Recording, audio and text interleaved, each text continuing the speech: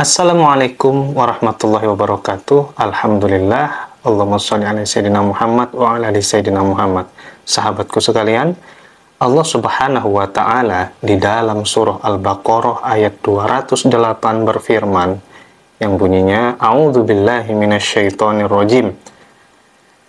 Ya ayyuhalladzina amanu dakhulu fis silmi kafah wa la tattabi'u khutuwatis syaiton innahu lakum aduwwum mubin.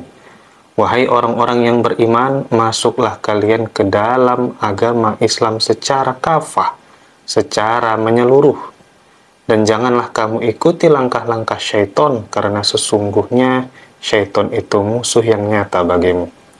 Sahabatku sekalian, di dalam ayat ini Allah memerintahkan kita agar masuk ke dalam agama Islam secara kafah, yang lengkap, yang menyeluruh.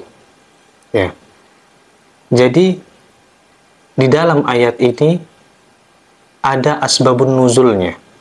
Asbabun nuzulnya bahwa di zaman dahulu ada sahabat Nabi yang bernama Abdullah bin Salam. Dia awalnya beragama Yahudi. Setelah dia beragama Yahudi, masuk ke dalam agama Islam bersama teman-temannya. Nah, setelah dia beragama Islam, dia mengikuti syariat Islam dan juga mengikuti syariat Yahudi, ajaran Yahudi. Salah satunya mereka mengagungkan hari Sabtu dan juga membenci daging sapi, daging onta, dan juga susu onta. Lalu ini diadukan oleh sahabat. Diadukan sahabat kepada Nabi, lalu dia mengatakan kepada Nabi, si Abdullah bin Salam ini, nahnu nuqawwi hadhihi wa hadhihi. Maksudnya, dia tetap berpegang kepada Islam dan berpegang juga kepada Yahudi. Maka dari itu turunlah ayat ini, sahabatku, menjelaskan bahwa kalau kita sudah masuk ke dalam agama Islam, maka masuklah ke dalam agama Islam secara menyeluruh. Lalu sahabatku semua, di dalam tafsir As-Sa'di, Imam As-Sa'di menjelaskan ada 3 cara agar kita orang Islam ini benar-benar menjadi muslim yang kafah. Salah satunya dijelaskan Imam As-Sa'di, udkhulu fis silmi kafah ay fi jami'i syara'ihi la yatruku minha syai'an.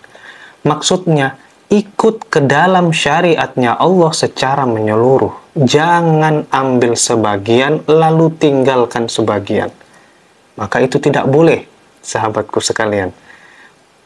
Jadi kalau kita ambil suatu syariat Allah, ambil kesemuanya secara lengkap. Nah, lalu misalnya kita di dalam suatu ibadah,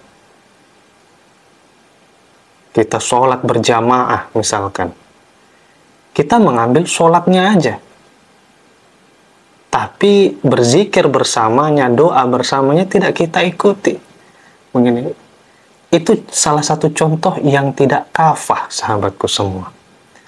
Lalu di dalam ibadah-ibadah yang lain, misalkan ada hajatan, pernikahan, walimatul urus, misalkan walimatul urus di pagi hari, di siang hari, dilantunkan sholawat pujian kepada Nabi, dilantunkan marhaban, maulid barzanji, tapi malamnya tiba-tiba berjoget-joget, bergoyang-goyang, di mana penyanyinya memakai baju-baju yang tidak pantas untuk dipertontonkan. Nah, maka ini tidak kafah. Maka yang kafah itu adalah ikuti semua syariatnya. Ikuti semua syariat Allah. Dan yang kedua, sahabatku semua, kata Imam As-Sa'di, wa ayyakuna hawahu taba'an lid-din wa la yakunu dinu taba'an li hawahu.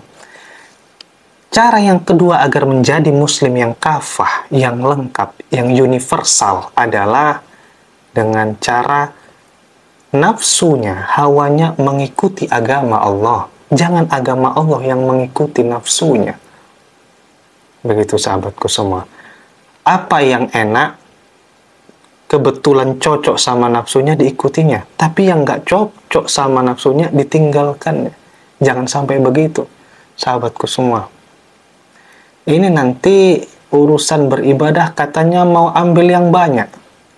Soal menambah istri, ambil yang 4. Itu yang paling banyaknya, kata dia. Tapi nanti kalau sholat tarawih, dia ambil yang sedikitnya. Ini termasuk salah satu cara beragama yang tidak kafah. Pokoknya asal ikut dia aja. Nah, itu yang tidak diperbolehkan, sahabatku semua. Dan yang ketiga, sahabatku semua, cara menjadi muslim yang kafah itu adalah,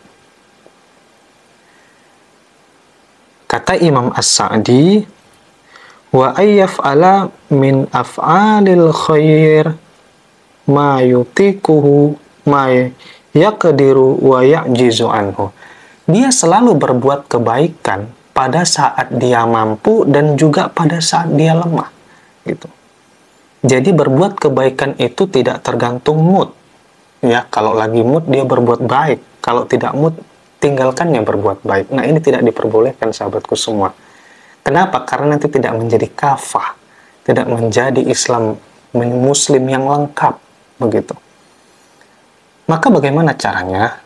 Kalau kita dalam keadaan rajin, laksanakan sholat duha itu misalnya 4 atau 6 rakaat, sehingga pada saat kita sedang lemah, tubuh kita sedang capek, dikala mood kita sedang rendah, minimal kita bisa mengerjakan 2 rakaat.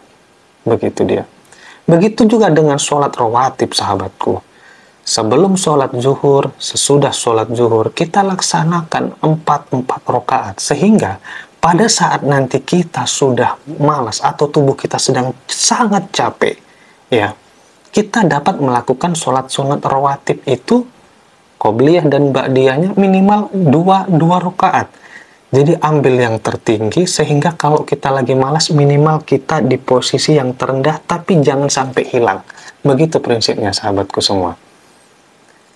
Nah, minimal kalau kita amalkan yang seperti ini yang membuat kita menjadi muslim yang kafah.